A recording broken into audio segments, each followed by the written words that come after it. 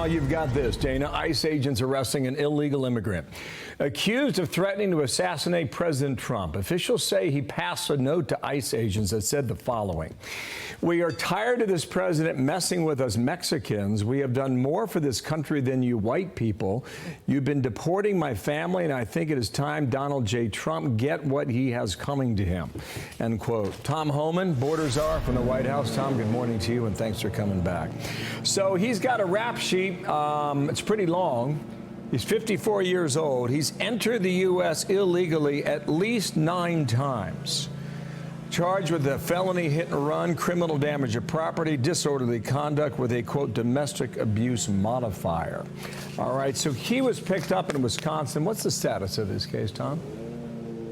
Well, he's being detained. He'll be removed. I mean, he's exactly the priority that President Trump has always focusing on: public safety threats and significant criminal history. And, you know, foolish on him to make a threat against the president. It's just going to add another criminal charge. I mean, Secret Service is investigating that allegation. He'd probably end up with another charge on top of the others. And we'll detain him, and as soon as he gets out, he'll be deported. And, you know, ICE has made it clear public safety threats are the priority. And bad decision on his part to make a threat against the president. That's just going to add another felony charge. Once he's deported, does the United States try to keep tabs on somebody like this? Because he's come across 9 times in the past. I don't necessarily think that he would be able to make it across the border now that it's more secure.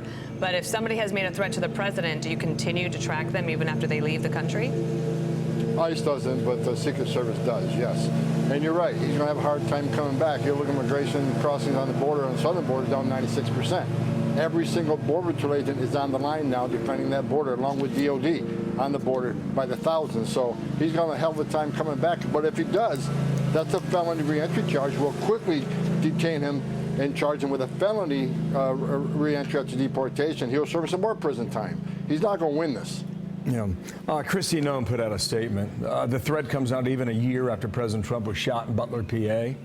And less than 2 weeks after the former FBI Director James Comey called for the president's assassination. All politicians and members of the media should take notice of these repeated attempts in President Trump's life and tone down the rhetoric. I'm sure that's on your radar. Also on your radar is the story of this cadet candidate for the Air Force, a young lady who was killed on a jet ski by apparently 2 illegals from Venezuela.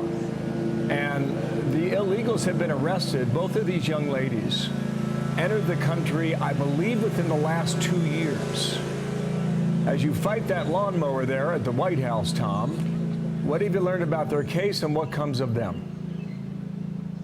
Well, they're being held, and the local authorities are seeking charges against them. But again, we got detainer placed on. We're going to hold them. We'll let the local law enforcement deal with on any criminal charge they have, and we'll simply follow that case. But they will not walk the streets. If local law enforcement, for some reason, does not want to prosecute and release them, we're there to get them, and we'll hold them in detention. We'll hold them without bond and remove them. And that's, you know, but the issue is that the deportation place removal keeps getting delayed by district court judges across the country who want to put a nationwide injunction on us for specifically removal proceedings.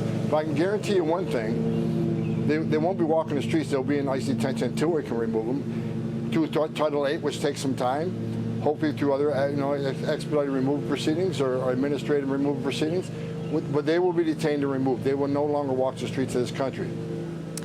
Sir, let me ask the control room. Do we have the soundbite from her basketball coach? We do not have it. Okay. But her basketball coach, if I could just read it to you, Tom, just so that everybody knows like what kind of young woman this was. They said, you know, we talked throughout the course of the year at some point in her career she was going to be a 4-star general because she loved it. She made those around her better. They took a bright star from our lives. And she's not the first. How much more do you think American safety could be either at risk or is it better protected given the last 5 months of really dedicated activity to secure the border and to try to deport illegal immigrants who are criminals in the country? Look, we got the most secure border in the history of this nation right now because of President Trump and his leadership. President Trump's a game changer. Like him or love him, no one's been more successful in securing the border than President Trump. Unprecedented success. But right now, we're seeking the millions of illegal aliens in this country illegally, many of them public safety threats that the Biden administration released in the country without proper vetting. Look, I've talked to hundreds and hundreds of angel moms and dads, which is, you had this discussion before. Why do I take this job so seriously? Why do I get emotional and lose my temper in front of Congress or on news stations? Because I'm sick and tired of meeting angel moms and dads who buried their children because they were killed by an illegal alien that shouldn't be here. Under Biden administration, we have proven that they released public safety threats into the community, knowing they were a public safety threat. Secretary Mayorkas stood on TV how many times saying everybody's property vetted before they're released, and we found out that wasn't true. Men and women of the Border Patrol had one instruction: process quick, release quick, because there's no overcrowding here, there's nothing to see, and there's no border issue. So these people were processed so quickly they can't possibly run their criminal history. Plus we don't have access to criminal history of people from Venezuela and El Salvador and these other countries. So Secretary Mayorkas lied to the American people, the Biden administration lied to American people, and we're trying to fix the problem. There are a lot of public safety threats in this country.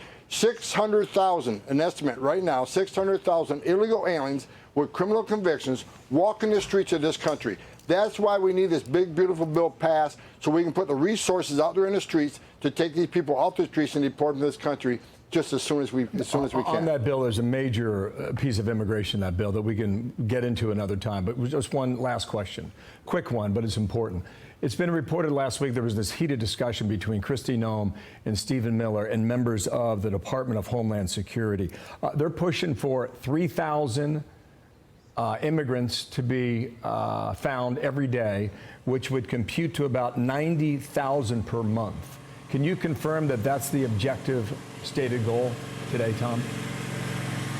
Yes, we're asking for an increase. Look, you and I have talked many times, Bill. I always say the numbers are good, but I'm not satisfied. I haven't been satisfied all year long because what I just said, we got 600,000 criminals walking the streets of this country we need to get.